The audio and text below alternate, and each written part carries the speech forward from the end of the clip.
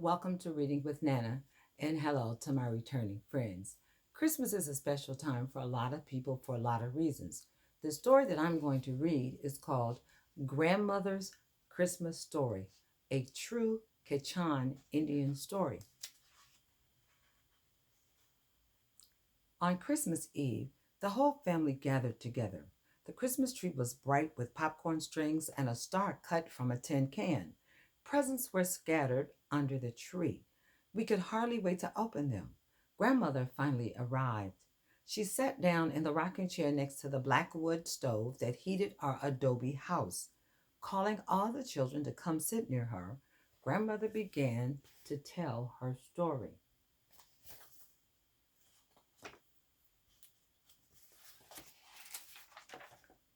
When I was a little girl, Grandmother said, I wandered away from our camp and got lost in the desert. I was only 5 years old, and the great sand hills all looked the same to me. My parents and my brothers and sisters tried to find me, but I had walked far off into the sand dunes. Grandmother stretched out her arm, pointing off to the distance, to show how far she had traveled from her people.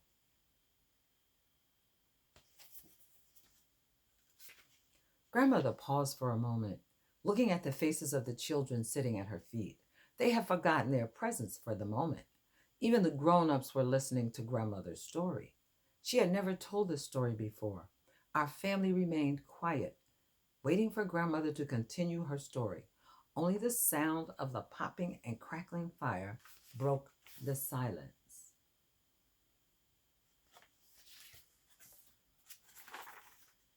I almost died out there, Grandmother said quietly. She crossed her arms in front of her body. I would have died, except for the blue coat soldiers who found me. The soldiers were surveying the boundary line between Mexico and the United States. They saved Grandmother's life. She was so thirsty when they found her that her lips were dry and parched. Her little feet were blistered and sore from the hours of walking. The soldiers gave her water and carried her to their camp to rest.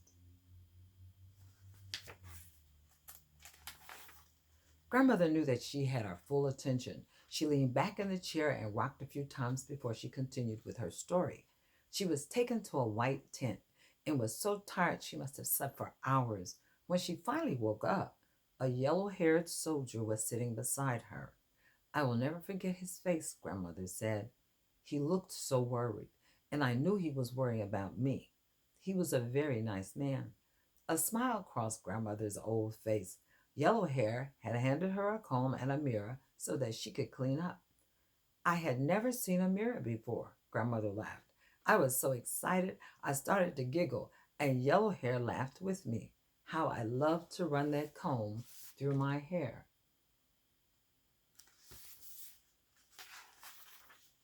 Yellow Hair and the other soldiers took Grandmother back to her people. Her mother and father had given up hope of ever finding her. They thought that she might have drowned in the river or that the tribe's enemies, the Cocopas, might have stolen her. They were so happy to see her. They started to laugh and cry at the same time. Sometimes it happens when you're really happy. I didn't see Yellow Hair after that, Grandmother said. I guess he returned to his home, but other soldiers came to take his place. The family knew what had happened after that. More and more white people began to cross Chican land. Many of the white settlers crossed the river on their way to California. Soon soldiers came to build Fort Yuma. Those soldiers had to leave, Grandmother laughed, when they ran out of food. They returned to San Diego without finishing the fort.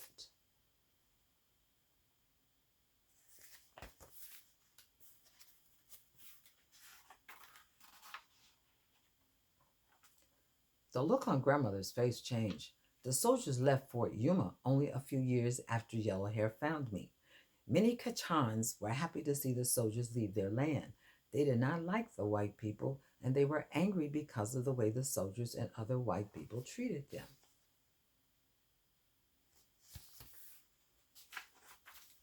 The Kachans thought that the white people would never return, but they were wrong. A few soldiers arrived from the east. It was Christmas Eve, 1851, and they had hoped to celebrate with the soldiers at Fort Yuma. They did not know that the other soldiers had returned to San Diego. The Kachan warriors decided that the Bluecoats would have to go. Grandmother paused to wipe the corners of her mouth with her handkerchief. These soldiers from the east wanted to cross the river, but our warriors surrounded them. Both sides expected a battle, and the soldiers waited all night for an attack by the Kachans. But the Indians did not launch an attack.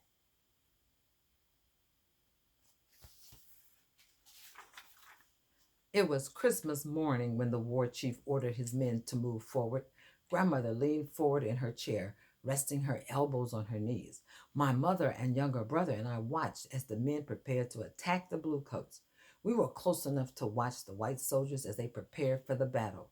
Grandmother's next words shocked her captive audience. Something in the soldiers' camp had caught the little girl's eyes. Without a word, she broke away from her mother's side and dashed out into the open space between the warriors and the soldiers.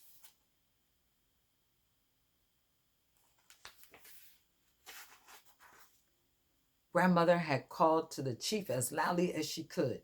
He motioned to the warriors to halt their attack, then approached the little girl with a frown on his face. The expression on his face changed as he heard her brief explanation. Without a word to his people, the chief walked forward, holding grandmother's hand to speak with the soldiers.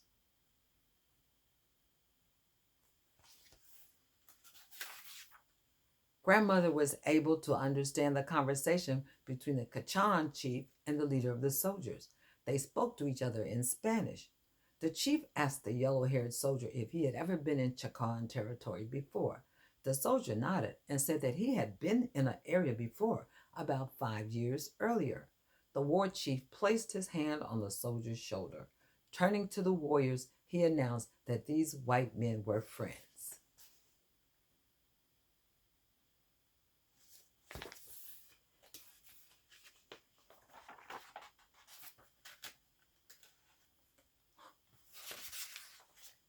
Grandmother leaned back in her rocking chair. You have probably guessed, she said, that the soldier was yellow hair. His name was Amiel Whipple, and he had saved my life when I was lost. The, that act of kindness saved his life and that of his men. It probably saved some of our people's lives as well. Grandmother smiled as she remembered that Christmas of 1851.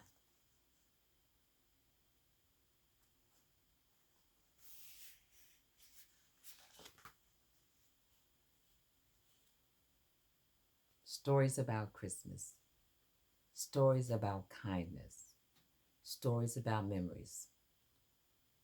Happy holidays with your family. Click like or subscribe. Until next time.